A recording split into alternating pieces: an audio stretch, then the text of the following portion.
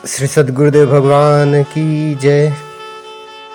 धर्म की जय हो, अधर्म का नाश हो, प्राणियों में सद्भावना हो, विश्व का कल्याण।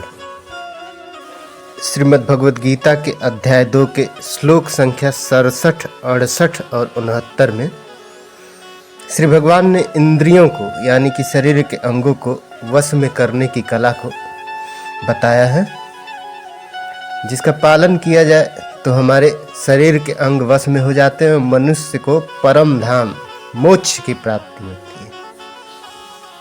श्री भगवान कहते हैं, इंद्रियाणाम ही चरताम यन मनो अनुविधीयते तदस हरति प्रज्ञाम वायुर्नावम इव अंभसे। अर्थात जिस प्रकार पानी में तैरती नाव को प्रचंड वायु दूर बहा ले जाती है, उसी प्रकार विचारशील इंद्रियों में से कोई एक जिस पर मन निरंतर लगा रहता है, मनुष्य की बुद्धि को हर लेती है। कहने का तात्पर्य यह है कि यदि समस्त इंद्रियां, शरीर के समस्त अंग यदि भगवान की सेवा में न लगे रहें, इनमें से कोई भी एक अंग अपनी इच्छा की तृप्ति में लगा रहता है, तो वह भक्त को दिव्य प्रगति पथ से विचलित कर देता है। समस्त इंद्रियों को कृष्ण भावनामृत में लगा देना चाहिए एवं शरीर के सभी अंगों से भगवान की प्रार्थना करनी चाहिए। तभी मनुष्य को इस भौतिक जीवन में सफलता की प्राप्ति होती है। अर्थात हम भजन तो कर रहे हैं, लेकिन हमारा ध्यान कहीं और है। ऐसे में हमें उस भजन का लाभ नहीं मिलेगा।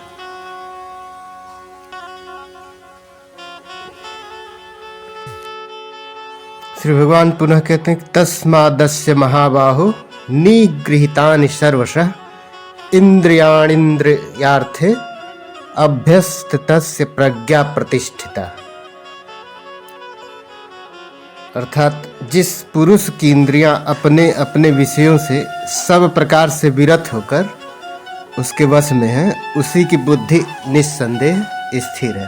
कहने का तात्पर्य यह है कि शरीर के सारे अंग यदि भगवान की दिव्य प्रेम भक्ति में डूबे रहते हैं, तो ऐसे मनुष्य को सफलता की प्राप्ति होती है।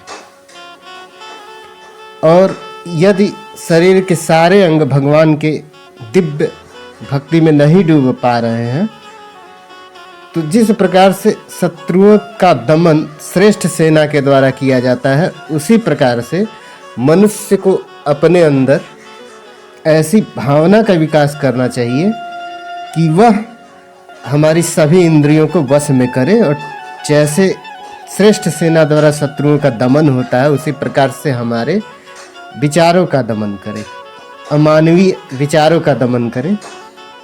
जो व्यक्ति यह भाव अपने हृदय में बैठा लेता है कि निरंतर कृष्ण की भक्ति से बुद्धि में स्थिरता आती है और गुरु के पथ प्रदर्शन से स्थिरता आती है, वही मोक्ष का अधिकारी कहलाता है। मोक्ष का अर्थ है कि जो सांसारिक मनुष्य होते हैं, वह प्रायः यह कामना करते हैं, हे भगवान मुझे भौतिक सुखों की प्राप्ति हो, घर मिले, परिवार मिले एवं सुख समृद्धि मिले। जो कृष्ण भावना भावित व्यक्ति होते हैं, वह यह प्रार्थना करते हैं कि हे भगवान मुझे बार बार इस मृत्युलोक में जन्म मरण के बंधन में न पड़ना पड़े, मैं इस बंधन से मुक्त हो जाऊं और मुझे मोक्ष की प्राप्ति हो। वास्तव में मृत्युलोक में जन्म बहुत ही कष्टदायी होता है। 84 लाख योनियों में व्यक्ति निरंतर भटकता रहता है, और तब तक भटकता रहता है जब तक कि उसकी सारी इच्छाएं पूरी न हो जाए। यदि उसके किसी भी इंद्रिय की इच्छाएं पूरी नहीं होती हैं, तो वह निरंतर भटकता रहता है, और ऐसे भटकते हुए मन को निरंतर शरीर के रूप में भटकती हुई आत्मा को निरंतर शरीर धारण करना पड़ता है और 84 लाख योनियों में भटकता रहता है। तो जो कृष्ण भावना भावित व्यक्ति होता है वह कष्टों से भी छुटकारा नहीं पाना चाहता, नहीं भौतिक सुख सुविधाओं की मांग भगवान से करता है। वह भगवान के समक्ष केवल एक ही इच्छा रखता है कि हे प्रभु, मुझे इस मृत्यु लोक में दोबारा जन्म न लेना पड़े, मैं मोक्ष का अधिकारी बनूं। आगे कहा गया है कि या निशा सर्वभूतानां तस्यां जागर्ति संयमी, यस्या जागृति भूतानां सा निशा पश्यतो मुने। अर्थात जो सब जीवों के लिए रात्रि है वह आत्म संयमी के जागने का समय है, और जो समस्त जीवों के जागने का समय है वह आत्मनिरीक्षक मुनि के लिए रात्रि है। यहाँ दिन और रात्रि का जो तात्पर्य है वह हमारे भौतिक संसार के दिन और रात्रि से नहीं है। यहाँ दिन का अर्थ है कि जब हम जागृत रहते हैं, जब हमारी चेतना जागृत रहती है वह समय हमारे लिए दिन है,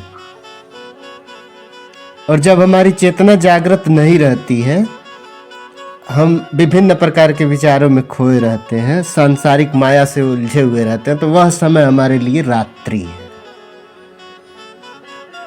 तात्पर्य यह है कि बुद्धिमान मनुष्यों की दो श्रेणियां हैं। एक श्रेणी के मनुष्य इंद्रिय तृप्ति के लिए भौतिक कार्य करने में निपुण रहते हैं, यानी कि सांसारिक कार्यों में लगे रहते हैं और अपने शरीर के अंगों की इच्छाओं की पूर्ति करते हैं। और दूसरी श्रेणी के मनुष्य अपना निरीक्षण स्वयं करते हैं और अनुशीलन के लिए जागते हैं। तो इस प्रकार से जो आत्मनिरीक्षण करते हैं, अपना निरीक्षण स्वयं करते हैं, उनके लिए रात्रि सर्वोत्तम समय माना गया है। जब सभी लोग सोए रहते हैं, अर्थात सभी लोग इस माया के अंधकार में डूबे रहते हैं, तब एक ज्ञानी मनुष्य जागता रहता है। यहाँ मैंने पहले ही कहा कि रात्रि का अर्थ यह नहीं, यहाँ भौतिक संसार की रात्रि और भौतिक संसार के दिन से मतलब नहीं है। यह एक आध्यात्मिक रात्रि और आध्यात्मिक दिन है।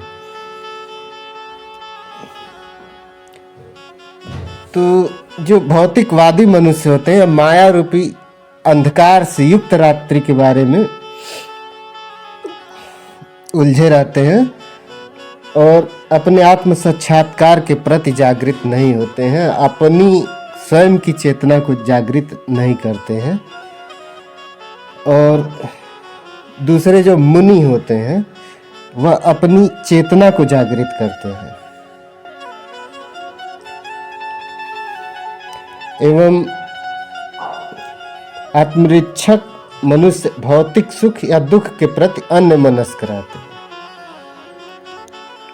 वह भौतिकताओं से अविचलित होकर के अपना कार्य निरंतर करते रहते हैं।